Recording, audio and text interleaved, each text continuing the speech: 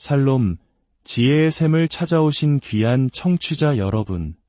영혼의 양식이 되는 말씀과 함께하는 시간입니다. 오늘 우리는 수천 년의 역사를 관통하며 이어져온 하나님과 이스라엘 백성, 그리고 그 땅에 대한 깊고 신성한 약속에 관한 이야기를 나누고자 합니다. 이 이야기는 단순히 과거의 기록이 아니라 오늘을 사는 우리에게 깊은 영적 통찰을 주는 살아있는 메시지입니다.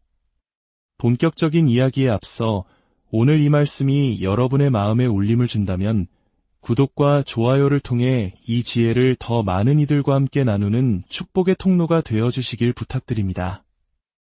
여러분의 작은 손길 하나하나가 잠든 영혼을 깨우는 귀한 씨앗이 될 것입니다. 이 말씀을 듣고 나누는 모든 분들 위해 하나님의 크신 은혜와 평강이 함께하기를 기도합니다. 최근 예루살렘을 둘러싼 분쟁은 잠시 소강 상태에 들어선 듯 보입니다. 하지만 우리 모두는 이것이 갈등의 끝이 아님을 알고 있습니다. 어쩌면 몇 달 후, 혹은 몇 년 후, 거짓된 명분을 내세운 세력들은 다시 이스라엘을 향해 공격을 가할 것이고, 또다시 무고한 피가 흐르는 비극이 반복될지도 모릅니다. 이러한 불안과 위협 속에서 우리는 이스라엘과 전 세계의 유대인들에게 분명히 말해주어야 합니다. 여러분은 혼자가 아닙니다. 수많은 크리스천들이 여러분과 함께 서 있으며 여러분을 위해 기도하고 있습니다. 어떤 이들은 왜 우리가 이토록 이스라엘에 대해 이야기하는지 의문을 가질 수 있습니다. 세상의 많은 언론과 일부 정치 세력들은 이스라엘에 대한 지지를 철회해야 한다고 목소리를 높이기도 합니다. 전 세계적으로 반유대주의 정서가 다시 고개를 들고 유대인들을 향한 증오 발언과 폭력적인 공격이 여러 곳에서 일어나고 있다는 안타까운 소식도 들려옵니다. 우리는 역사를 통해 이러한 증오가 얼마나 끔찍한 비극을 낳을 수 있는지 보아왔습니다. 나치 독일이 자행했던 홀로코스트의 시작도 바로 이러한 무관심과 증오의 언어에서 비롯되었습니다. 작은 말들이 행동이 되고 그 행동이 걷잡을 수 없는 폭력으로 번져나갔던 것입니다. 반유대주의는 단순히 유대인들만의 문제가 아닙니다. 그것은 하나님의 공의와 사랑을 믿는 우리 모두의 문제입니다. 왜냐하면 하나님께서 아브라함에게 주신 약속 때문입니다. 창세기 12장 3절에서 하나님은 분명히 말씀하셨습니다. 너를 축복하는 자에게는 내가 복을 내리고 너를 저주하는 자에게는 내가 저주하리니 이 약속은 특정 국가나 민족을 넘어 인류를 향한 하나님의 거대한 계획의 일부이며 오늘날에도 여전히 유효합니다.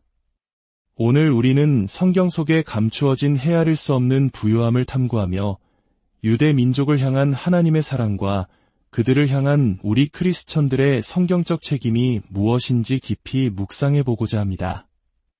이사야서 62장 1절은 이렇게 선포합니다. 나는 시온의 의가 빛같이 예루살렘의 구원이 햇불같이 나타나도록 시온을 위하여 잠잠하지 아니하며 예루살렘을 위하여 쉬지 아니할 것인즉 이 말씀처럼 쉬지 않으시는 하나님의 마음을 따라 이제 하나님의 이스라엘을 향한 사랑이 얼마나 특별한지 함께 살펴보겠습니다. 성경은 이스라엘을 하나님의 장자라고 부릅니다. 출애굽기 4장 22절의 말씀입니다. 고대 유대 사회에서 장자는 아버지의 유산 중 3분의 1을 물려받는 특별한 총애를 받았습니다. 이는 단순히 물질적 축복만을 의미하는 것이 아니었습니다. 장자는 다른 형제들이 번성하도록 돕고 가문을 이끌어갈 영적인 책임과 의무를 지녔습니다. 하나님께서는 이스라엘이 바로 그러한 역할을 하길 원하셨던 것입니다. 또한 하나님은 이스라엘을 모든 민족 중에서 나의 특별한 소유라고 칭하셨습니다. 온 세상의 모든 민족들 위에 두신 보물이라는 뜻입니다. 이는 질투가 날 만큼 엄청난 선언입니다. 사도 바울은 로마서 9장에서 유대인들이 하나님의 양자로 입양되었으며 하나님의 영광과 언약들이 그들의 것이라고 기록했습니다. 놀라운 점은 이 로마서가 예수님의 십자가 사건 이후에 쓰여졌다는 사실입니다. 즉, 예수님의 오심으로 인해 유대 민족을 향한 하나님의 약속이 폐기된 것이 결코 아니라는 것입니다. 성경은 유대 민족을 하나님의 눈동자처럼 아끼시는 백성, 선택받은 백성, 언약의 백성이라고 거듭 강조합니다. 그들이 지금 살고 있는 이스라엘 땅은 언론에서 말하는 것처럼 단순히 점령한 땅이 아닙니다. 그 땅은 천지를 창조하신 전능하신 하나님께서 아브라함과 맺으신 피의 언약을 통해 그들에게 기업으로 주신 땅입니다. 그렇다면 왜 우리는 이스라엘과 함께 서야 할까요? 첫째, 전능하신 하나님께서 이스라엘과 함께 서시기 때문입니다. 시편 121편은 이스라엘을 지키시는 이는 졸지도 아니하시고 주무시지도 아니하시리로다 라고 노래합니다. 여기서 지키시는 이라는 단어는 원래 수호자, 방어자를 의미하는 군사 용어입니다. 이스라엘에 보이지 않는 국방력은 바로 하나님 자신인 것입니다. 둘째, 창세기부터 요한계시록의 마지막 한 점, 한 획에 이르기까지 성경 전체가 이스라엘과 함께 서 있기 때문입니다. 셋째, 하나님의 외교 정책은 과거에도, 현재에도, 그리고 앞으로도 영원히 너를 축복하는 자에게 내가 복을 내리고 너를 저주하는 자에게 내가 저주하리라는 원칙에 기반하기 때문입니다. 세계의 역사를 한 문장으로 요약하자면 이렇습니다. 이스라엘과 유대 민족을 파괴하려 했던 모든 국가는 결국 하나님의 손에 의해 파괴되었습니다. 에스겔 38장은 미래의 러시아와 이란을 중심으로 한 거대한 동맹이 이스라엘을 치러왔다가 하나님의 심판을 받아 멸망할 것을 예언합니다. 하나님께서는 그들의 턱에 갈고리를 꿰어 심판의 자리로 끌어내실 것이라 말씀하셨습니다. 왜냐하면 그들이 유대 민족에게 가했던 고통을 그대로 되갚아 주실 것이기 때문입니다. 모든 반유대주의 국가들에게는 반드시 심판의 날이 올 것입니다. 예수님께서는 요한복음 4장 22절에서 사마리아 여인과의 대화 중에 매우 심오한 말씀을 하셨습니다. 구원이 유대인에게서 남이라. 우리 기독교 신앙의 뿌리가 바로 유대교에 있기 때문입니다. 유대교는 기독교 없이도 그들의 존재를 설명할 수 있지만 기독교는 유대 민족 없이는 그 존재 자체를 설명할 수 없습니다. 우리 한국인들은 일제강점기의 고통과 남북분단의 아픔을 겪으며 나라를 잃은 슬픔과 회복에 대한 간절함을 누구보다 깊이 이해합니다. 그렇기에 수천 년 동안 전 세계에 흩어져 살면서도 자신들의 정체성과 신앙을 지키고 마침내 약속의 땅으로 돌아온 유대 민족의 이야기는 우리에게 더욱 특별한 울림으로 다가옵니다. 그들의 역사는 하나님의 신실하심과 언약의 영원함을 보여주는 살아있는 증거입니다. 세상에 이스라엘과 같은 나라는 없습니다. 이스라엘은 지구상에서 유일하게 그 국경이 성경 말씀 안에 명시된 나라입니다. 창세기 15장에 기록된 이 땅의 경계는 현재 이스라엘 영토의 10배에 달하는 광대한 지역입니다. 만왕의 왕이신 예수님께서 다시 오실 때 이스라엘은 세상의 중심 국가가 될 것입니다. 그렇다면 유대 민족은 이집트의 노예 시절부터 오늘날까지 그토록 미움을 받아왔을까요? 그들이 바로 하나님의 말씀, 진리의 빛, 그리고 구원자 예수 그리스도에 대한 소망을 세상에 전한 통로였기 때문입니다. 어둠의 왕자인 사탄은 해방의 메시지를 가져온 이 백성을 증오합니다. 그러므로 우리에게는 그들이 어려움에 처했을 때 그들을 보호하고 지켜야 할 하나님 앞에서의 거룩한 의무가 있습니다. 어떤 크리스천들은 하나님께서 이스라엘과의 언약을 깨뜨리셨다고 주장하기도 합니다. 그러나 그것은 명백히 잘못된 생각입니다. 하나님은 유대 민족과의 언약을 단 한 번도 파기하신 적이 없습니다. 로마서 11장에서 사도 바울은 하나님이 자기 백성을 버리셨느냐? 그럴 수 없느니라 라고 2번이나 강력하게 선포합니다. 유대 민족과 이스라엘의 모든 역사는 성경의 예언으로 기록되어 있습니다. 예언이란 일어나기 전에 미리 기록된 역사입니다. 첫째, 하나님께서는 아브라함에게 그의 후손들이 이집트에서 노예 생활을 할 것을 예언하셨습니다. 둘째, 그들이 430년의 노동에 대한 대가로 금과 은을 가득 싣고 이집트에서 해방될 것 또한 예언되었습니다. 하나님께서는 당신의 자녀들이 반드시 삭슬 받게 하십니다. 셋째, 약속의 땅을 차지하게 될 것도 예언되었습니다. 그 후로도 북이스라엘과 남유다의 멸망, 성전의 파괴, 그리고 유대민족이 전 세계로 흩어지는 디아스포라가 모두 성경에 예언된 그대로 이루어졌습니다. 그리고 13번째 예언, 바로 흩어졌던 유대민족이 다시 고국으로 돌아와 나라를 세울 것이라는 예언이었습니다. 1948년 5월 14일 이스라엘이 독립을 선포했을 때 수많은 신앙인들은 그것이 예수 그리스도의 부활 이후 가장 위대한 기적이라고 고백했습니다. 왜냐하면 그것은 성경의 모든 예언이 한치의 오차도 없는 진실임을 증명하는 사건이었기 때문입니다. 당시 5개의 아랍연합군은 신생국가 이스라엘을 지도에서 지워버리겠다고 공언했습니다. 그들은 막강한 군대를 가졌지만 이스라엘에게는 오직 하나님 한 분 외에는 아무것도 없었습니다. 그리고 그들은 기적적으로 승리했습니다.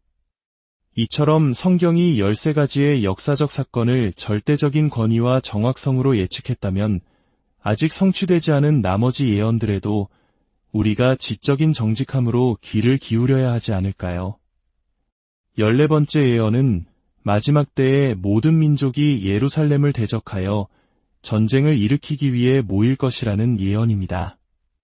이것이 바로 곡과 마곡의 전쟁입니다. 이스라엘의 수호자이신 하나님께서는 역사적으로 반유대주의 성향을 보여온 국가들을 심판의 자리로 모으실 것이며 그들을 멸하심으로 하나님의 공의를 나타내실 것입니다. 15번째 예언은 유대 민족에게 메시아가 초자연적으로 계시될 것이라는 예언입니다. 말라기 4장 5절은 보라 여호와의 크고 두려운 날이 이르기 전에 내가 선지자 엘리야를 너희에게 보내리니 라고 말씀합니다. 3000년 동안 하늘에 머물렀던 엘리야가 다시 이 땅에 와서 유대인들에게 메시아가 오고 계심을 증언할 것입니다. 또한 하나님께서는 14만 4천명의 전도자들을 보내 이스라엘의 12지파에게 메시아의 오심을 전파하게 하실 것입니다. 그리고 마지막 16번째 예언은 마침내 메시아께서 영광과 능력으로 예루살렘에 임하시어 이 땅에 그의 영원한 왕국을 세우실 것이라는 예언입니다. 그곳에서는 1000년 동안 완벽한 평화가 지속될 것입니다. 사자가 어린 양과 함께 뛰놀고 더 이상 전쟁도, 군대도, 병원도, 감옥도 없을 것입니다. 슬픔과 눈물, 죽음과 고통이 사라지고 가짜 뉴스가 아닌 오직 예루살렘에서부터 흘러나오는 기쁜 소식만이 온 땅을 채울 것입니다. 그 소식은 바로 메시아이신 예수 그리스도께서 이 땅에 다시 오셨다는 것입니다.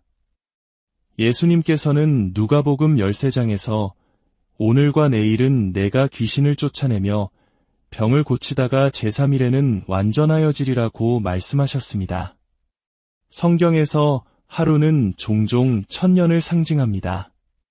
예수님께서는 2000년 동안 기적을 행하고 교회를 세우신 후 제3의 날, 즉 세 번째 천년기에 영광을 받으실 것을 암시하신 것입니다. 성경에서 제3의 날은 언제나 부활과 같은 위대한 기적이 일어나는 날이었습니다. 호세아 선지자 역시 하나님께서 이틀 후에 이스라엘을 살리시며 셋째 날에 그들을 일으키시어 그의 앞에서 살게 하실 것이라고 예언했습니다. 예수님의 초림 이후 2000년이 지난 지금 우리는 바로 그 셋째 날의 시대에 살고 있습니다. 이제 주님께서 영광의 구름을 타고 우리를 데리러 오실 때가 가까워지고 있는 것입니다. 그렇다면 이 시대를 사는 우리는 하나님의 축복과 은혜를 받기 위해 무엇을 할 수 있을까요? 첫째, 예루살렘의 평화를 위해 기도해야 합니다. 우리가 이 땅에서 드리는 기도는 하늘 보좌를 움직이고 세상의 역사를 바꾸는 능력이 있습니다. 둘째, 반유대주의에 맞서 목소리를 내야 합니다. 누군가 유대민족을 비난하고 폄훼하는 것을 듣게 된다면 사랑 안에서 진리를 말하며 그 잘못을 바로잡아 주어야 합니다. 마지막으로 행동으로 옮겨야 합니다. 유대민족을 향한 친절한 행동은 하나님의 기적을 일으키는 능력이 있습니다. 마태복음에는 한 로마 백부장의 이야기가 나옵니다. 그의 하인이 병들었을 때 그는 유대인 장로들을 통해 예수님께 치유를 간청했습니다. 장로들은 예수님께 이 사람은 우리 민족을 사랑하고 또한 우리를 위하여 회당을 지었나이다 라고 말하며 그의 선행을 증언했습니다. 그 이방인의 선행을 보시고 예수님께서는 율법의 경계를 넘어 그의 집에 가셔서 하인을 고쳐주셨습니다. 한 이방인이 이스라엘을 축복하는 행동을 했을 때 그의 삶에 기적이 임한 것입니다. 이 말씀을 듣는 여러분 한 분 한 분은 성경적으로 삶의 모든 영역에서 기적을 받을 자격이 있는 분들입니다. 다만 우리가 구하기만 한다면 하나님께서는 반드시 허락하실 것입니다. 이제 잠시 두 손을 가슴에 모으고 기도하는 시간을 갖겠습니다. 혹 여러분의 삶 가운데 사업이나 건강, 가정의 문제 속에서 하나님의 기적적인 도우심이 필요하신 분이 계십니까? 마음속으로 간절히 기도하시기 바랍니다. 하늘에 계신 아버지, 예수 그리스도의 권세 있는 이름으로 오늘 주님 앞에 나아갑니다. 이스라엘의 집을 축복하는 자는 하나님의 기적을 체험할 자격이 있음을 믿음으로 고백합니다. 지금 이 시간 제 삶에 필요한 기적을 간구합니다. 제 결혼 생활에, 제 건강에, 제 자녀들에게, 제 재정에 주님의 기적의 손길이 임하여 주시옵소서. 이제 하늘에 계신 아버지, 믿음으로 이 기적이 이루어졌음을 선포하며 받습니다. 예수님의 이름으로 기도합니다. 아멘. 주님께서 당신에게 복을 주시고 당신을 지키시기를 원하며 주님께서 그의 얼굴을 당신에게 비추사 은혜 베푸시기를 원하며 주님께서 그 얼굴을 당신에게로 향하여 드사 평강 주시기를 원합니다. 당신의 삶의 모든 영역에서 승리가 당신의 것임을 확신하게 하옵소서. 모든 지각에 뛰어난 하나님의 평강과 인생의 가장 어두운 밤에도 말할 수 없는 영광스러운 즐거움이 당신과 함께하기를, 불가능의 산을 옮기는 믿음을 가지게 하시고 하나님의 은혜가 당신 앞서 행하며 모든 길을 인도하시기를, 당신 앞에 놓인 문제가 아무리 커 보일지라도 당신이 섬기는 하나님은 그보다 훨씬 더 위대하심을 기억하십시오. 기뻐하고 크게 기뻐하십시오. 승리는 이미 당신의 것입니다. 예수님의 이름으로 이 모든 축복을 선포합니다.